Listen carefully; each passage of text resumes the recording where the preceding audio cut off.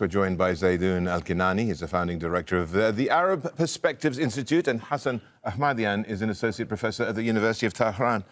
Welcome. Thank you both of you for joining us. Zaydoun, let's start off with you. Now, the obvious question here is that can these current limited airstrikes, this toing and froing here, lead to a resumption of full-scale hostilities? And if that were to happen, how can you have diplomacy going on at the same time? Well, they are unfortunately very risky to the talks, but as well, we've also noticed a very strong set of normalization to the idea that strikes and attacks from both sides have been conducted as a wider pressure cards attempts in order to ensure that there is a strong messaging, confident messaging from both sides that they are ready to resume any of these attacks or the war to reach the earlier high level of the status quo that it was in its early days.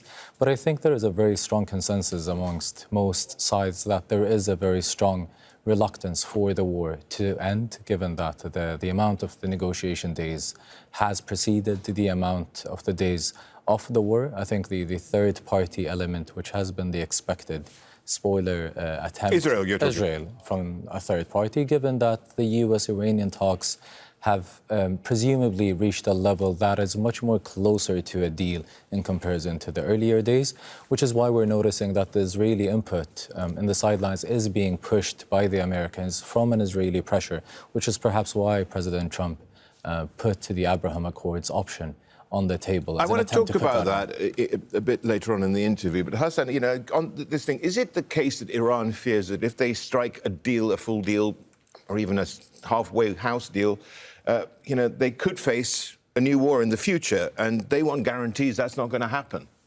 Well, the Iranians know that there are no such a thing as guarantees. That's why they're resorting to power to make their own guarantees on earth, that is in the Strait of Hormuz. If we're attacked, we'll hurt you back. That's the main Iranian message against the United States and the energy markets, the global market. International law didn't protect Iran against aggression twice, and so they are resorting to power to ensure that they are not attacked. But what happened is basically the United States trying to change the situation in which or upon which there was a ceasefire and was supposed to be the basis for a deal, but the United States tried to change that ground for a deal, and the Iranians are pushing back against it, suggesting that if you want a war, we're ready to fight it. If you want diplomacy, we are ready for that as well. So last night they attacked a ship, and the Iranian retaliated against an American ship, and then they attacked Qishm, and the Iranians attacked 2 American bases. And that's, I think, is... But Hassan, the point being, OK, this is just sort of argy-bargy going on. It's unfortunate, and, you know, it's unfortunate that people are getting injured or being killed here. But, you know, what needs to be unlocked for both sides to get a deal together? Because, I mean, they're just talking past each other.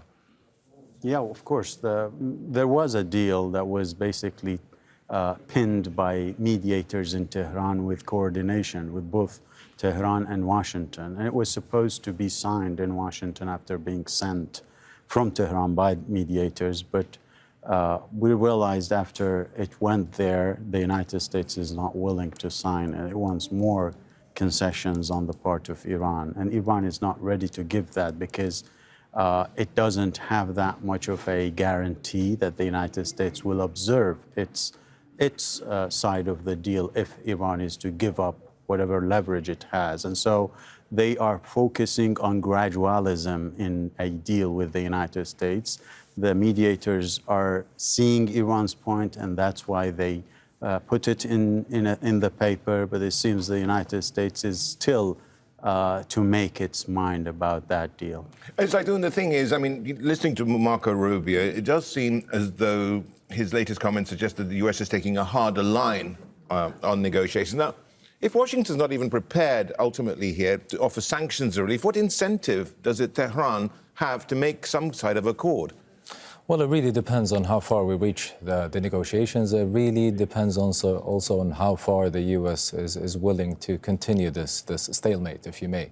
We're stuck between a war and not having a war, which is why perhaps the negotiations is always witnessing these different waves up and down. On one side, there is attempts or reflections of that diplomatic resolution is eventually going to reach the end tunnel. And on one side, we reach a much more hardcore position from both sides claiming that they are ready to continue the conflict.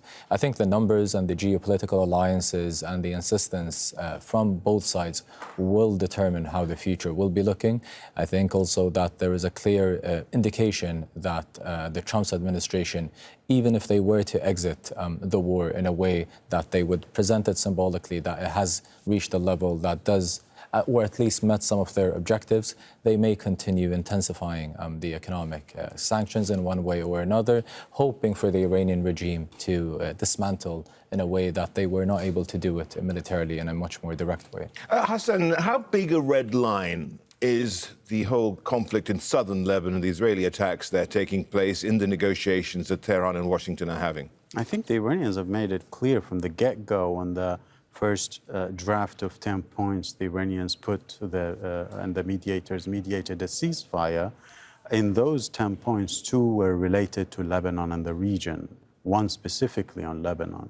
And over the course of negotiations, direct and indirect, the Iranians insisted that Lebanon and the region needs to be included. We can't have an end to the war with other fronts being brutalized by the Israelis. And so that has been a commitment the Iranians have made, I think. And 2 days ago, they made it quite clear that if Israel is to expand its aggression into Dahia in Beirut, they will retaliate. And I think the decision was made in Tehran for that.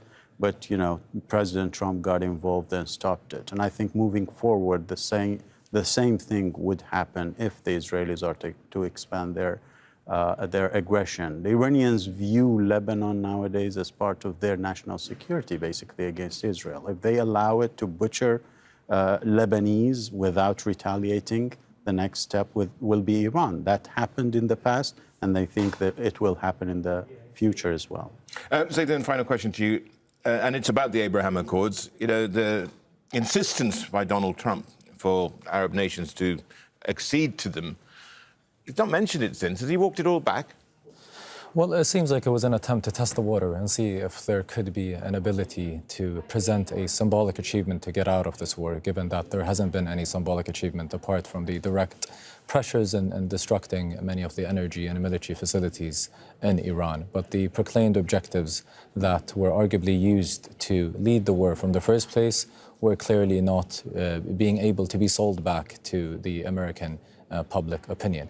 But back to the point about Lebanon, I think what has happened with Lebanon is that Israel has taken an advantage of this war to turn it into a multilateral war, where it takes it as an opportunity to conduct its regional expansionist agendas towards Lebanon, given that the spotlight is over the Iran war, it's over around Iran in itself. But I think what Israel has done, it has digged a hole for itself with its miscalculations and not realizing that it may not be that prepared with facing Hezbollah on the ground as much as I would have wanted to imagine post-October 7, which is also perhaps why the Iranian government is much more confident in associating its destiny and fate with Hezbollah in Lebanon, knowing that Israel digged this hole for itself. And also, as much as one would want to claim that Iran views Hezbollah as its ideological partner or associate in the region, I don't think we can undermine the proxy influence Iran enjoys in the region through Hezbollah. As much as Hezbollah is also a nationalistic Lebanese movement fighting an Israeli occupation, it is in one way or another related directly to the Islamic Republic of Iran, which means that Iran views its ability to test President Trump's ability and limitations of how much he could negotiate with the Israelis in the future if there were a Iran-US deal. Zaydan, thank you so much. Zaydan Al-Kinani there from the Arab Perspectives Institute, and of course Hassan Ahmadian from the University of Tehran.